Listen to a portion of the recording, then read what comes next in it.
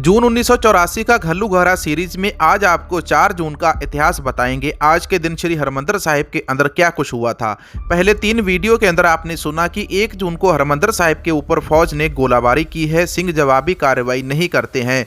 2 जून के दिन पत्रकार संत जी से सवाल जवाब करते हैं। 3 जून को हरमंदिर साहिब की सारी सप्लाई बंद कर दी जाती है, बिजली पानी सभी, और फौज टैंक और हेलीकॉप्टर लेकर तैयारी कर लेती है हमला करने की। अब इसके आगे जानते हैं। 3 जून की रात को धीरे धीरे रुक रुक कर फौज की तरफ से गोलीबारी होती रही और अंदर से सिंह भी जवाबी कार्रवाई कभी कभी कर देते थे।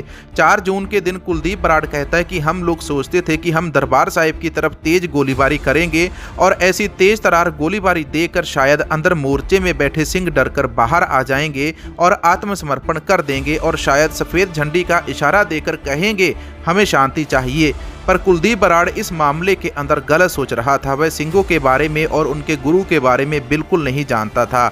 जबकि गुरु जी ने कहा था कि जातो प्रेम खेलन का चाओ, सिर धर तली गली मेरी आओ, पर वह भूल गया था कि सिख तो तली के ऊपर शीश रखकर बैठे हुए हैं। कुलदीप बराड़ साथ में यह भी कह रहा था कि हमला वहां पर किया जाए जहां पर संत भिंडरावाला बैठा है, पर उसे यह नहीं पता था कि भिंडरावाला कहां पर बैठा था।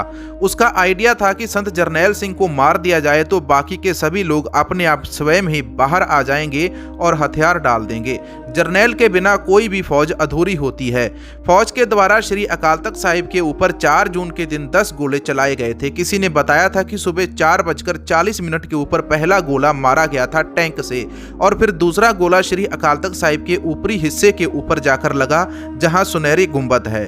दूसरे गोले के समय जो भी सिंह वहां अंदर बैठे थे उनमें से एक चशमदीद आज भी मौजूद थे, भाई मुख्तियार सिंह जी। उन्होंने बताया था कि उस समय रागी सिंहों के तौर पर वह वहां पर ड्यूटी करते थे। उनके साथ भाई ठाकुर सिंह जी और भाई गुरशरण सिंह जी थे और हम वहां पर ड्यूटी करते थे और हमारी ड्यूटी संत जरनैल सिंह जी ने दरबार साहिब के अंदर लगाई थी। पर कुछ समय पहले ही हमारी ड्यूटी श्री अकाल तख्त साहिब जी के अंदर लगा दी गई थी। जैसे ही 4 जून की सुबह हुई, 4 बजे के बाद श्री अकाल तख्त साहिब से पालकी साहिब की शुरुआत होती है श्री गुरु ग्रंथ साहिब जी का स्वरूप लेकर जाने की श्री हरमंदिर साहिब के अंदर। तो वैसे ही आसा की वार का कीर्तन 4:30 बजे समाप्त होता है। तो उसी समय पहला गोला श्री अकाल तख्त साहिब जी के ऊपर आकर लगता है। उस समय हम वहीं पर मौजूद थे।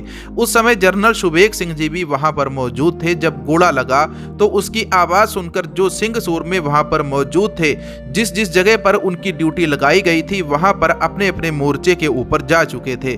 सभी ने तैयारी खींच ली थी युद्ध की। संत जरनैल सिंह खालसा जी के साथ भाई अमरीक सिंह जी और कई अन्य सिंह भी श्री अकाल तख्त साहिब की ऊपरी मंजिल पर थे।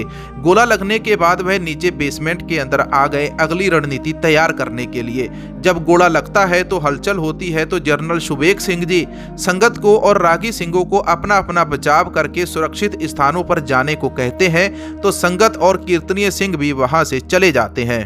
भाई मुख्तियार सिंह जी वहां से बाहर आ जाते हैं। भाई गुरशरण सिंह, भाई अमरीक सिंह वहां से बेसमेंट में संत जी के साथ चले जाते हैं। संत जी ने रागी सिंहों से पूछा कि आप लोग कीर्तन क्यों नहीं कर रहे, तो उन्होंने जवाब दिया कि हमला होने के कारण हम कीर्तन छोड़कर आपके साथ आ गए हैं। संत जी ने कहा कि जाओ मुख्तियार सिंह को बुलाकर लाओ। तो संदेश पाने के बाद मुख्तियार सिंह जी संत जी के पास वापिस आते हैं। तो संत जी कहते हैं कि वह समय याद करो जब आनंदपुर साहिब को घेरा डाला गया था, तब चारों तरफ फौज थी, बरसात हो रही थी, कड़ाके की सर्दी पड़ रही थी, सरसा नदी के अंदर पानी आया हुआ था। उस समय रागी सिंहों ने आसा की वार का कीर्तन नहीं छोड़ा था और अपनी ड्यूटी निभाई थी। और आप भी अपनी ड्यूटी निभाइए और जाकर कीर्तन करिए, जाकर अपनी ड्यूटी निभाओ जब तक आपके शरीर के अंदर श्वास है। यह कीर्तन की हाजिरी और मर्यादा ऐसे ही चलनी चाहिए। तो कीर्तनीय सिंह वहां से वापस आकर कीर्तन करने लगते हैं और पूर्ण मर्यादा के साथ दीवान की समाप्ति की जाती है। 4 जून के दिन 10 गोले श्री अकाल तख्त साहिब और हरमंदिर साहिब के ऊपर चलाए गए। सारा दिन गोलीबारी चलती रही, पर बाद में गोले चलने बंद हो गए। बाकी सिंह मोर्चे के अंदर डटे हुए थे, गोलीबारी करने के आदेश का इंतजार कर रहे थे। भाई शुबेग सिंह जी ने कहा कि कोई भी गोली नहीं चलाएगा जब तक फौज दरबार साहिब के अंदर नहीं आ जाती, क्योंकि वह आपके हथियार और बारूद की जांच करना चाहते हैं, इसलिए संयम से काम लेना है। पर इसके साथ पास में ही कुछ और मोर्चे भी थे जिसमें अकाल फेडरेशन और बब्बर दल ने अलग अलग मोर्चा संभाला हुआ था और वहां से थोड़ी थोड़ी देर में जवाबी कार्रवाई भी वे करते रहते थे। पर बाद में भाई शुबेग सिंह जी ने मोर्चे के सिंहों की जगह भी अदल बदल कर दी। कोई कोई असला पहुंचा रहा था तो कोई किसी अलग अलग तरह की सेवाएं कर रहा था। कुलदीप बराड़ अपनी किताब के अंदर लिखता है कि हमें यह खबर भी मिली कि अकाली दल के लीडर जो अकाली दल के मुखी है वह जिन्होंने कभी कस्में खाई थी टौड़े, रामूवालिया और लोंगोवाल जैसे, उनके साथी तेजा सिंह समुद्री हाल के अंदर छिपे बैठे हैं और फौज के अपने लोगों की उड़ीक कर रहे थे कि उनको वहां से सुरक्षित बाहर निकाल लेंगे। किसी समय इन लोगों ने कस्में खाई थी संत जरनैल सिंह के साथ कि जिस दिन दरबार साहिब या अकाल तख्त साहिब के ऊपर हमला हुआ तो आगे होकर वह शहीदियां प्राप्त करेंगे। यह वही लोग थे जिनकी कमजोरी, जिनकी गद्दारी के कारण मोर्चे की ऐसी हालत हो गई थी। दूसरी तरफ पंजाब के गांव के हालात भी बहुत नाजुक थे, शहरों के हालात भी गंभीर थे। जब पता चला कि फौज ने श्री अकाल तख्त साहिब के ऊपर हमला कर दिया है तो संगत के मन के अंदर भारी रोष था। संगत अपने घरों से छोटे बड़े हर तरह के हथियार लेकर श्री हरमंदिर साहिब की तरफ चल पड़ी थी, जिसमें नौजवान, बच्चे, बूढ़े, औरतें सभी शामिल थे।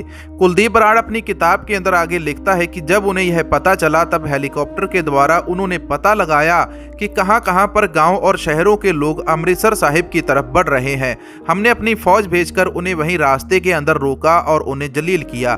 सिख संगत वहीं रास्ते के अंदर बैठी तपती गर्मी के अंदर और तेज धूप के अंदर बैठी रही, किसी को भी हमने आगे नहीं आने दिया।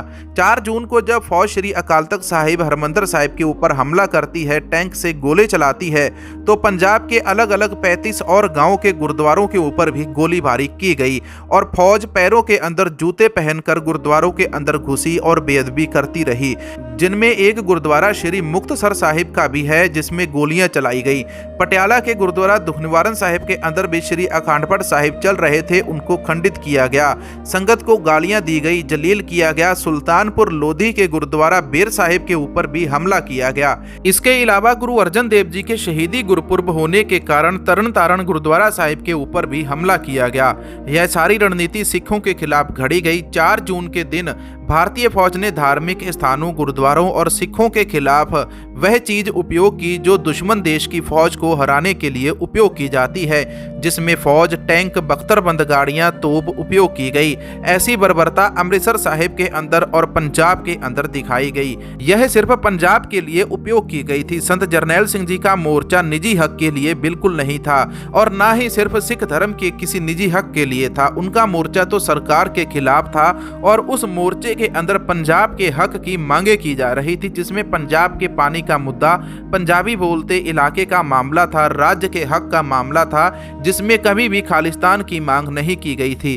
पर आज के लोग इसको खालिस्तान की मांग और एक अलग देश की मांग के साथ जोड़कर पेश कर देते हैं। पर अपने राज्य के हक मांगने के ऊपर उसका अंजाम क्या भुगतना पड़ रहा था वह सबके सामने है। 5 जून के दिन क्या कुछ हुआ था अगले वीडियो के अंदर आपको बताएंगे। वाहिगुरु जी का खालसा, वाहिगुरु जी की फतेह। चैनल को सब्सक्राइब करके बेल आइकन को ऑल पे कर लें और वीडियो को लाइक करने के बाद, कमेंट करने के बाद व्हाट्सएप में शेयर जरूर करना।